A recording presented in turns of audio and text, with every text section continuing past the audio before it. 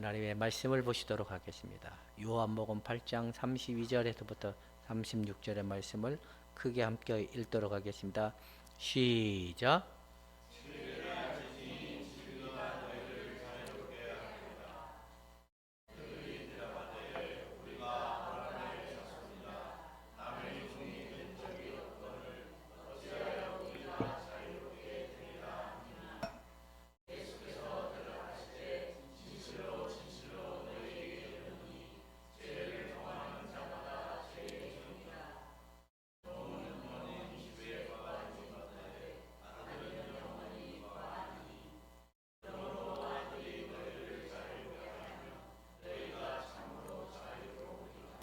아멘.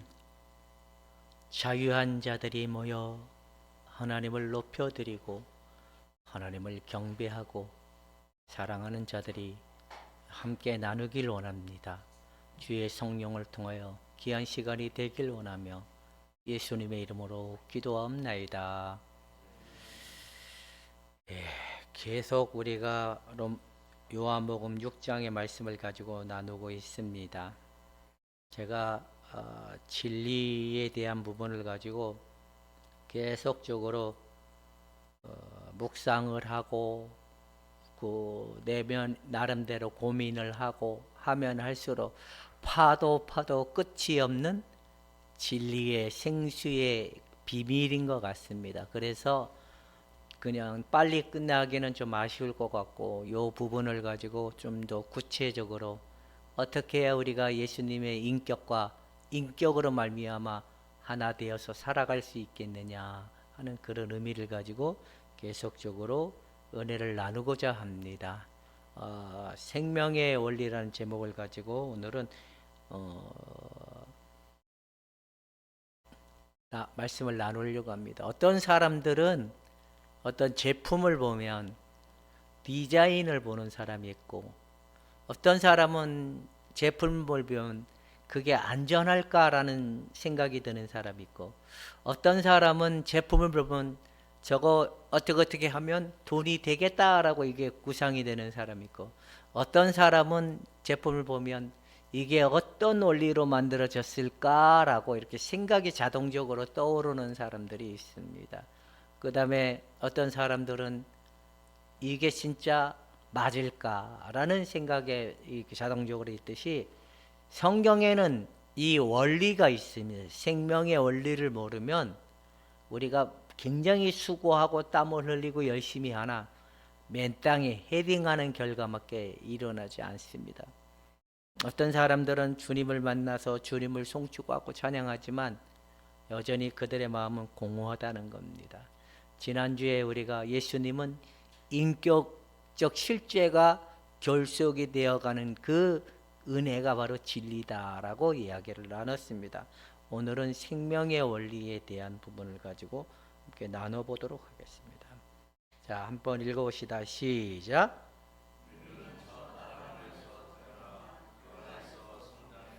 첫 아담 안에서 태어나서 그 안에서 성장했다는 겁니다. 그러면 예수님으로 말미암아 예수님 안에서 우리는 반드시 태어남이 있어야 된다는 거죠. 옛 아담에서 태어났던 우리의 모습은, 우리의 상태, 영적인 상태는 어떤 상태이냐라고 이야기를 하면 이렇습니다. 한번 읽어봅시다. 시작.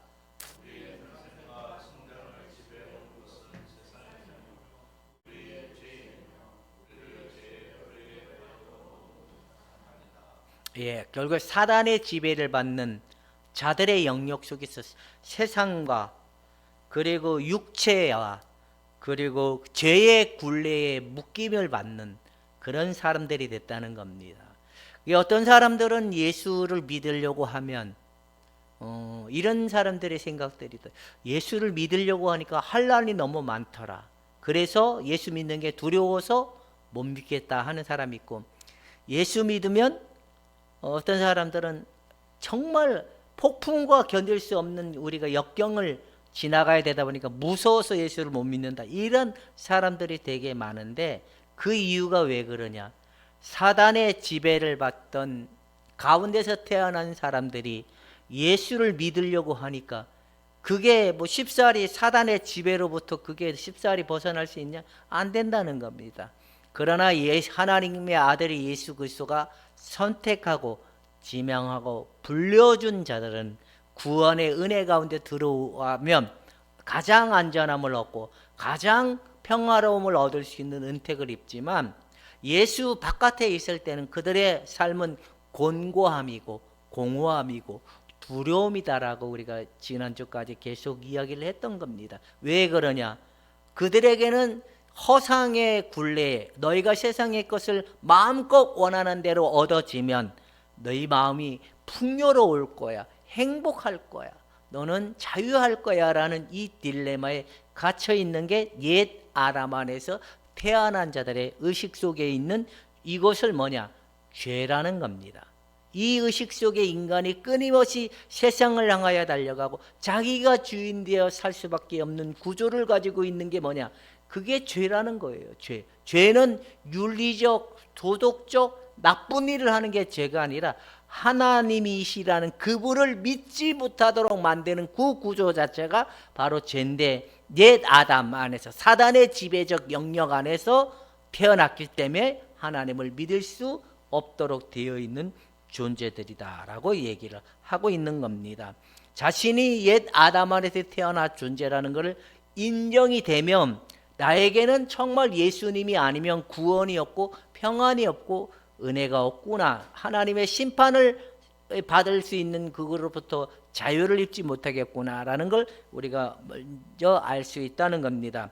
그 옛 아담, 첫 아담 안에서 태어났던 사람들은 죄와 육체와 세상의 굴레에 묶여 있었다면, 이 사람들은 결국엔 우리 안에는 세속성과 죄와 사망이 존재했고 그로 인해 그리스도 안에 새로운 피조물이 될 수 없다는 거예요. 이게 무슨 말이냐면, 여러분들의 지난날 가지고 있던 성향과 성격과 자아와 이 특징을 가지고는 아버지 앞에 합한 자라는 은혜를 얻을 수 없다는 겁니다. 이것 가지고는 하나님과 화해가 일어나지 않는다는 거예요. 내가 뭐 어쩌니 저쩌니다, 아니 어차피 그 자체가 죄라는 거예요. 하나님으로부터 나지 아니한 모든 것을 소유한 그 자체가 죄의 지배를 받는 자의 특성이다. 이걸로 가지고 내가 이걸로 가지고 아무리 교회에 와서 예배를 드리고 하나님 앞에 뭐 천만금을 드린다 할지라도 이 부분이 해결이 되지 않는다는 겁니다. 왜? 우리의 생명은 예수님으로부터 다시 태어남이 없이는 하나님과 화해가 일어나지 않는다라는 겁니다. 어떤 사람들은 하나님을 만났네, 하나님을 알았네 라고 하지만 다시 태어남이 없는 그들은 여전히 죄인인 겁니다. 그래서 이 상태에 있는 상태가 첫 아담 안에서 있었던 사람들이다 라고 얘기를 하고 있는 겁니다. 그렇다면 예수님의 생명은 어떤 생명이냐라고 얘기를 해야 돼요. 예수님의 생명은 한번 읽어봅시다. 시작.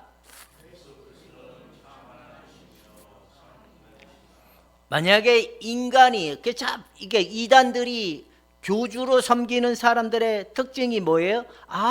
그 사람들도 어차피 죄인으로 태어난 존재들이었구나. 그 사람들이 죄의 문제, 세상의 문제를 해결해 줄 수 없는 거예요.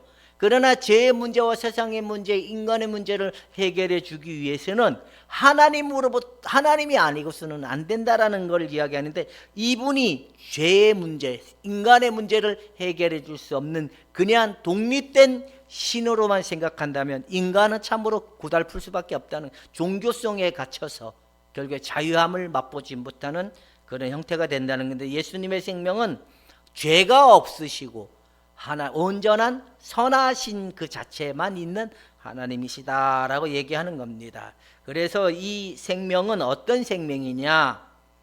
바로 창조되지 않는, 만들어지지 아니한 하나님이 죄 없는 인간의 생명과 하나님의 창조되지 않는 생명, 하나님의 아들로부터 나온 생명을 가지고 있는 이 존재이기 때문에 이 신성과 인성의 연합 때문에 인격 안에 가지신 분이다 라고 얘기하는 거예요. 신성과 인성을 가지신 분이 연합 안에서, 인격 안에서 이루어진 실제 하나님이시다는 것. 그렇다면 우리도 하나님의 아들의 생명과 우리의 옛사람 안에 가지고 있던 성향이 결국엔 우리의 인격 안에 우리의 인간 안에 결합이 되어서, 이래서 우리가 하나님의 사람으로 의롭다함을 인정을 받고 하나님의 사람으로 하나님이 기뻐하는 자라는 은혜를 입을 수 있는 특징이 뭐냐? 하나님의 아들의 생명이 우리에게 주어짐으로 우리의 안의 생명을 통하여 하나님 옆에 합한 자라는 그 특징을 가질 수 있는 존재로 부름을 받을 수 있는 형태가 됐다는 겁니다. 예수님의 생명이 아니고서는 누구든지 주라 하나님을 고백할 수 없는 것이 하나님의 특징이라고 얘기하는, 맨날 우리가 얘기해도 소용이 없다는 겁니다. 그래서 우리가 받은 생명은 뭐냐? 우리가 받은 생명은 한번 읽읍시다. 시작.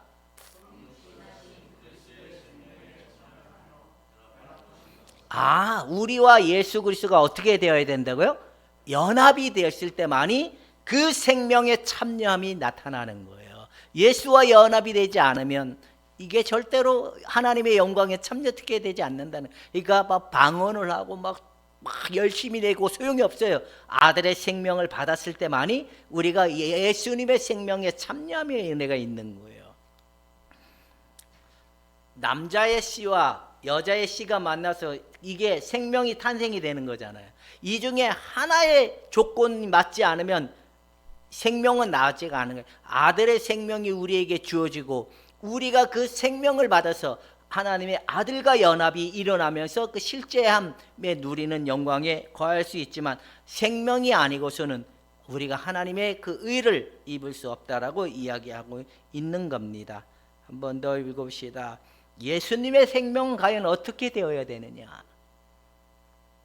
바로 우리의 생명이 되어야 된다는 거예요. 예수님의 생명이 내 것이라고 하나님이 나에게 보내준 자라는 사실을 우리가 받아들일 때 일어나는 게 뭐냐? 구원이고 은혜이고 축복이라는 겁니다. 우리가 지난주에 얘기했잖아요. 우리 인간이 가지고 있는 본성적 왜곡은 뭔가 하나님이 없이도 인간이 채워줄 수 있는 영적 교만에 빠져 있고 굉장히 분주하고 자신의 목적을 실천해가고 뭔가 채울 수 있을 것이냐 쫓아가는 인간의 실제상의 지난주 얘기했다는 겁니다. 그러나 그 실상은 아무리 수고하고 땀을 흘려도 여전히 공이라는 거예요. 왜? 공은 뭐예요? 아무것도 없는 상태를 얘기하잖아요. 하나님이 인간을 만들 때만 조건이 뭐냐? 하나님이 없는 인간은 다 죽은 자라는 거예요. 하나님이 없이도 살 수 있다라고 선택한 게 뭐냐? 죄라는 거예요. 죄. 그래서 아들이 오셔서 하나님으로 인하여 우리의 영혼이 살아가는 삶이 됐을 때 진정한 살아남, 진정한 구원함, 하나님 백성이라는 이 일컬어지는 은혜를 입게 됐지만, 예수님의 생명이 우리의 생명이 되지 않는 한 구원과 자유와 평안을 얻을 수 없다라고 얘기하는 겁니다. 그럼 우리의 생명이라는 말의 의미는 뭘까요? 바로 성육하신 그리스도의 생명에 참여하는 것이다 라고 얘기하는 거예요. 두 번째는 뭐냐? 그리스도의 연합 안에서 존재가 변화되는 거예요. 쉽게 얘기하면 이걸로 설명을 드려보겠습니다. 여기에 뭐를 담았어요? 여기에 물을 담으면 물컵이 되는 거잖아요. 여기에 커피를 담으면 뭐가 되는 거죠? 커피를 담은 컵이 되는 거잖아요.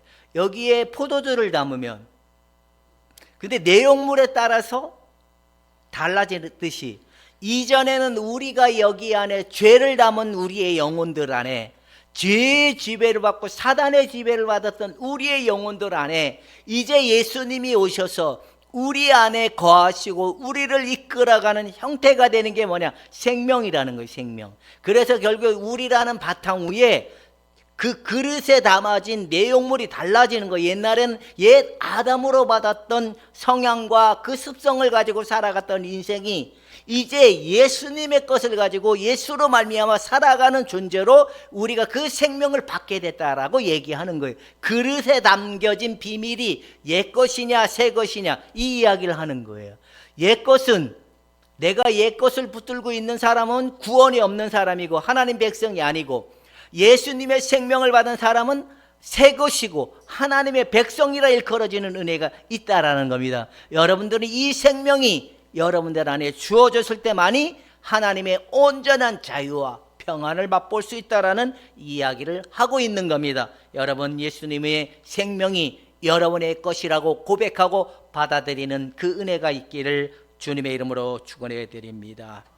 세 번째, 예수님의 생명이 우리에게 실제가 되기 위해서는 역할을 하시는 분이 있어야 된다는 거. 역할. 그게 뭐냐?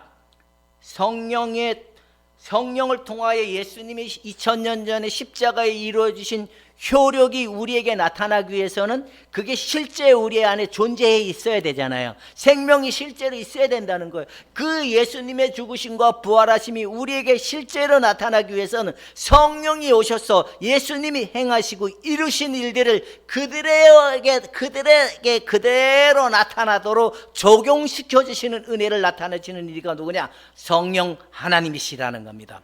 성령 하나님의 크신 은혜를 따라 우리에게 현재 예수님의 죽으심과 부활하심이 실제가 되는 우리에게 나타난다는 겁니다.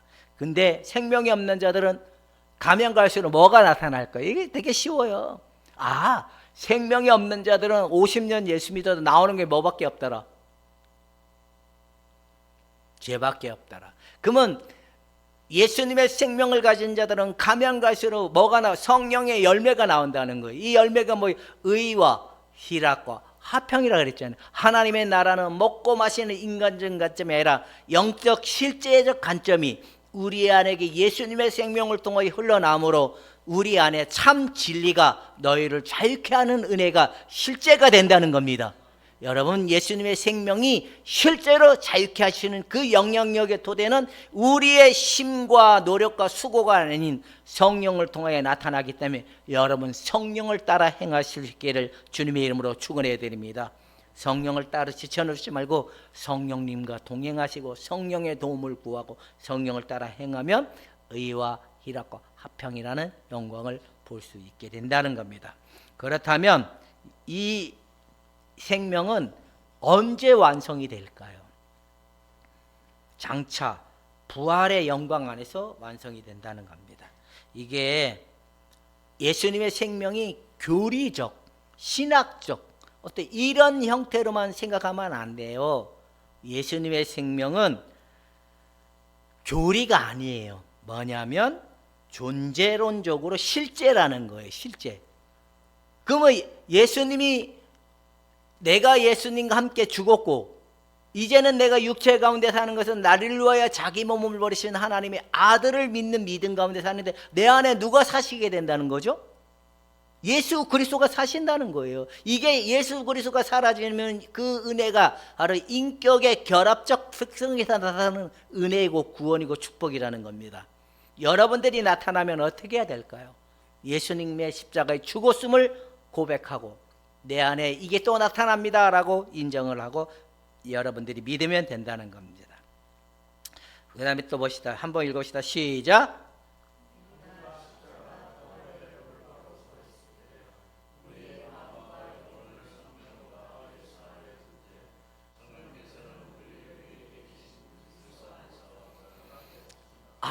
이 예수님의 생명이 우리 안에 들어오셔서 이 생명을 가진 자들이 어디에 토대에 두면 예수님의 십자가 위에 토대 두고 하나님의 말씀에 근거한 토대 위에 우리의 믿음을 두면 성령께서 우리 안에 있는 이 생명, 예수님의 생명이 자라게 하는데 어디까지 자란다는 거예요? 그리스도의 장성한 분량에까지 자라는데 이 장성함의 분량이 뭐냐? 하나님이 아들이 육신의 몸을 이 땅에 입고 오셔서 아버지의 뜻을 온전한 사랑과 온전한 순종으로 하나님 앞에 보여드렸던 것처럼 우리에게도 하나님의 말씀에 온전한 순종과 하나님 말씀에 온전한 사랑이 실현되는 것이 뭐냐? 인격의 결합에서 나타나는 열매라는 겁니다. 그래서 생명이 있는 자는 이 열매가 가면 갈수록 나타나지만 생명이 없는 자들은 죄의 열매밖에 나오지 않게 된다는 겁니다. 여러분들은 어디에 올바로 서 있는지를 점검해 보시길 바랍니다. 자, 한 번 더 읽읍시다. 시작.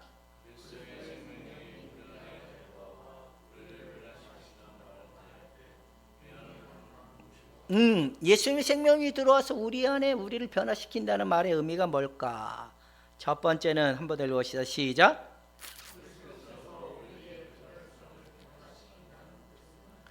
쉽게 얘기하면 옛것을 쌍그레 이렇게 막 이게 아니라 하나씩 하나씩 다시 온전한 질서, 온전한 우리 참 인격적 상태로 우리를 바꿔주신다는 거예요. 어디에 합당한 자로? 하나님 말씀을 받기에 합당한 자로 우리를 바꿔주시고 변화시켜 주시고 새롭게 하시는 거지, 쌍그리 없애주는 그런 개념이 아니에요. 결국에는 구원은 회복이라는, 인간성이 회복이 된다는 겁니다.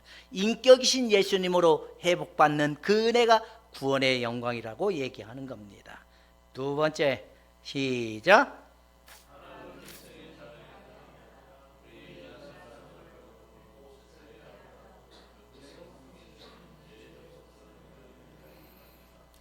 그러니까 옛사람은 죄로 말미암아 왜곡이 됐다 그랬잖아요. 허상과 하나님이 아닌 것으로 채우려고 했던 인간의 그 내적 질서를, 영적 질서를 다시 하나님의 말씀에 온전한 뜻을 따라갈 수 있도록 회복시켜주는 은혜가 나타나는 것이 뭐냐? 생명이고 생명적 능력이라는 겁니다. 그렇다면 우리 여러분들은 예수 그리스도의 마음을 품으라는 바울의 말의 의미가, 우리 옛사람적의 이 특징을 가지고 살아가는 인생들은 하나님의 뜻에 합당한 삶을 살 수 없지만 예수님의 것을 가지고 살아가는 그들에게는 하나님의 뜻에 합당한 의의 열매를 맺을 수 있도록 하나님이 하시는 거구나. 그래서 예수님의 마음을 품으라는 말이, 우리의 마음이 그 죄로 인하여 왜곡이 되고 뭔가 왜곡되어 있던 이 세상의 관점으로 붙들려 있던 우리의 모든 것들이 하나님의 성령을 통하여 십자가에 죽어주신 예수님의 은혜를 통하여 하나씩 하나씩 벗겨져서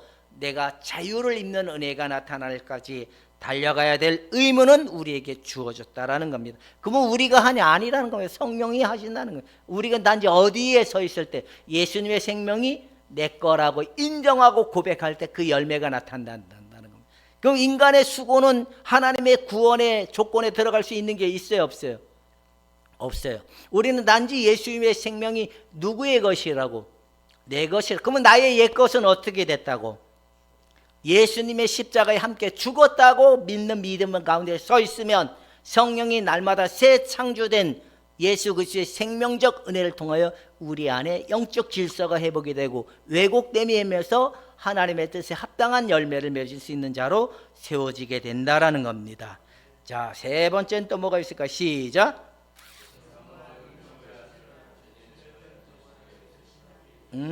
개성적인 각 개인의 성격적 성향과 그 능력과 모든 것들이 죄를 쫓아가게 되고 죄의 지배를 받고 사단의 지배를 받는 형태다 보니까 결국에는 이들의 수고는 헛것이 될 수밖에 없고 공허함이 될 수밖에 없지만 이것을 다시 대신하기 위한 하나님께서 그 생명을 주셨다는 겁니다. 여러분, 예수님의 생명이 실제임을 믿고 오늘도 예수님과 한 발짝 한 발짝 믿음으로 나갈 수 있기를 축원해 드립니다. 잘 안 될 수도 있어요. 그런다 안 된다 할지라도 우리의 옛사람은 십자가에 있음을 믿고 내내 사시는 이는 하나님이시다라고 고백을 하면 되는 겁니다. 이게 생명의 원리라는 거예요. 생명의 원리, 여러분들이 수고하고 땀을 흘려서 이게 실제가 된다면 이건 좀 어렵잖아요. 어차피 인간이 가지고 있는 죄성으로는 하나님의 구원에 합당한 진리가 세워질 수 없기 때문에 새 것이 필요로 한 거예요. 새 것. 이해가 되십니까? 옛 것을 가지고는 아무리 수고하고 땀을 흘려도 안 되는구나. 그래서 새 생명을 가져야 된다는 거예요. 새 생명을 받아야 돼. 예수님의 생명을 받아야지만이 구원이 있고 의가 있고 화평이 있다는 겁니다. 여러분, 이 은혜를 왜곡된 생명이 왜곡됨으로 쫓아가지 않도록 여러분들의 믿음을 항상 예수님께 둘 수 있기를 축원해 드립니다. 자, 네 번째는 또 뭐가 있을까? 시작.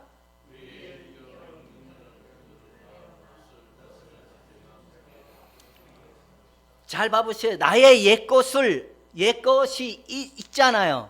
옛것이 있어요. 근데 이 옛것은 그대로 있지만 우리 안에 실제로 우리를 다스리고 이끌어가는 이는 누구라는 거예요? 성령 하나님이시다는 거예요. 근데 우리가 막 없어지고 이게 아니에요. 이거 있는데 내 것이 옛 것이 아니라 새 것에 의해서 새 것으로 말미암아 가는데, 여러분들이 이걸 인정하지 않는다라는 건 결국엔 뭘 인정하지 않는 걸까요? 옛 것이 죄의 지배를 받고 세상적이고 마귀적이고 정욕적이라는 것을 인정하지 않는다라는 건, 나는 누구의 것을 인정하지 않는 거죠?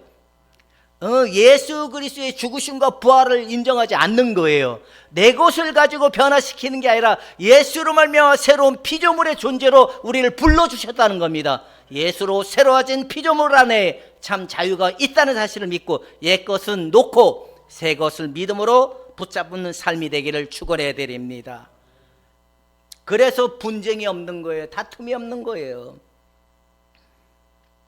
그래서 다섯 번째 한번 봅시다. 시작.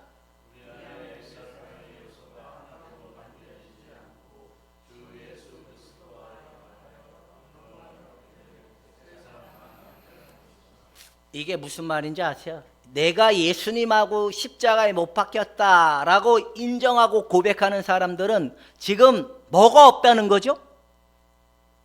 나의 옛것이 없다는 거예요. 근데 옛것은 소멸된 게 아니잖아요. 남아있잖아요.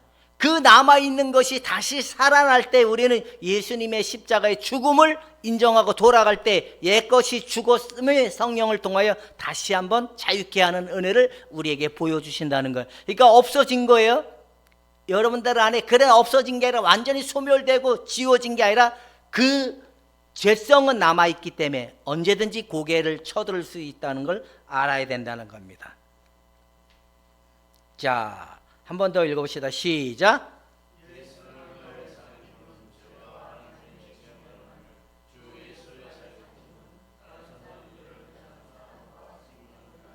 이게 옛 생활을 가지고 주여 주여를 해도 결국에는 이게 죄와 관련되어 있기 때문에 하나님의 그걸 붙들고 있는 한 그들은 계속적으로 하나님이 노크를 하는 거예요. 뭐라고? 너는 나와 함께 가자. 뭐라고? 너는 내가 널 위하여 몸 바치고 내가 널 위하여 피 흘려 죽었건만 너는 어찌하여 내 것을 믿지 않느냐?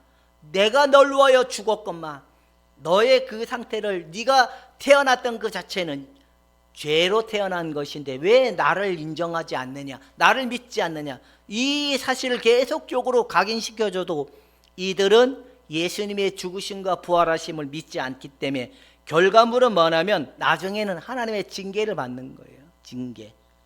그리고 하나님의 아들의 그 예수의 것을 가지고 사귀며 나가는 그들에게는 바로 사랑과 생명을 낳는 일만 있다는 겁니다. 그렇다면 이 부분을 가지고 좀 더 은혜를 나누고자 합니다. 첫 번째, 우리가 시작.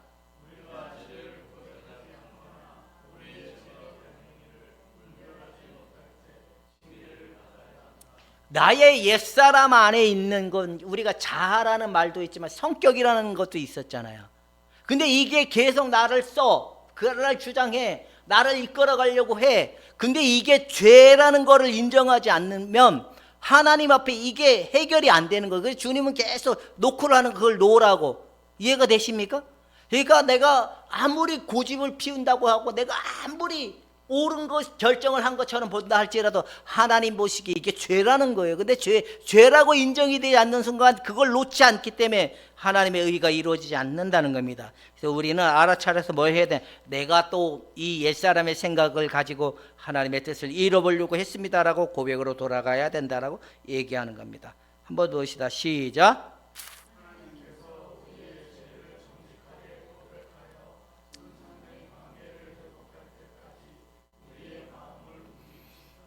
내 마음에 붙들린 바 있는 옛사람의 생각을 빨리 인정하고 회개하고 돌이켜서 하나님의 마음이 다시 회복되는 은혜로 돌아설 수 있기를 주님의 이름으로 축원해 드립니다. 그러니까 계속 징계를 얘기를 하면 모든 성도들이 두려워요. 왜? 벌 받을까 봐. 근데 이게 징계를 얘기하지 않고 은혜를 얘기하면 사람들은 굉장히 안일해져요. 내가 막 살아도 되는 것처럼. 아니라는 겁니다. 절대로 막 사라지지 않아요. 우리는 그것을 가지고 살아갈 때 하나님의 반드시 그거에 대한 징계를 우리에게 하나님은 하신다는 겁니다. 그렇기 때문에 우리는 예수님의 죽으심과 부활하심을 믿는다면 나의 옛사람의 생각을 쫓아가지 않기를 축원해 드립니다. 근데 이게 죄라는 의식 자체가 안 된다는 건 그게 내가 예수님의 죽으심을 통해 새로운 피조물이고 새로운 곳으로 창조됐다는 사실을 인정하지 않, 예수님의 생명을 인정하지 않기 때문에 그런다라는 겁니다. 막말로 이런 얘기를 한번 해보고 싶습니다. 목사의 마음에는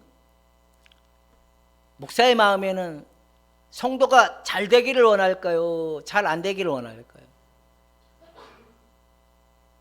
에이, 저 새끼 뭐 살든지 말든지, 아이, 지멋대로 살든, 이런 마음일까요? 지어들이 진짜 예수님 안에서 잘 되기를 원할까요? 근데 목사가 얘기를 하면 그게 어떤 생각이 들까요? 맞습니다라고 하는 사람들은 예수님의 죽으심과 부활하심을 인정하는 거지만, 아니다라고 하는 건 지금 누구의 생각에 매여 있는 거죠? 내 생각에. 그래서 이게 진리로 받아들이지 않고 인정이 되지 않고, 이걸 계속 하다 보면 언제까지 예수님이 십자가에 내가 죽었다고 인정하기 전까지는 화해와 화평이 일어나지 않는다라는 겁니다. 그런데 많은 사람들은 이것이 죄라는 의식 자체가 안 가지는 이유가 바로 인격이라는 말은 하마르티아라는 말인데, 이 하마르티아라는 말의 의미는 죄라는 건데 인격화되어 있는 힘이라는 거예요. 힘.